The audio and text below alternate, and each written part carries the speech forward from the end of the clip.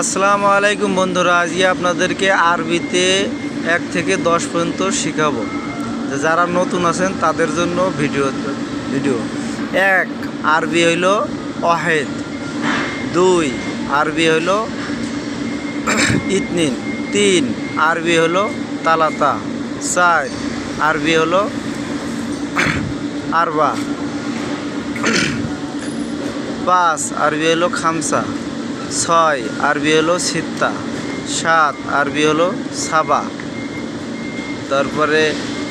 8 আরবি হলো তামানিয়া, তারপরে 9 আরবি হলো তিসা, 10 আরবি হলো আশারা। এই আরবি সংখ্যাগুলো যদি আপনারা আয়ত্তে করতে পারেন তাহলে সৌদি আরবে আসার পরে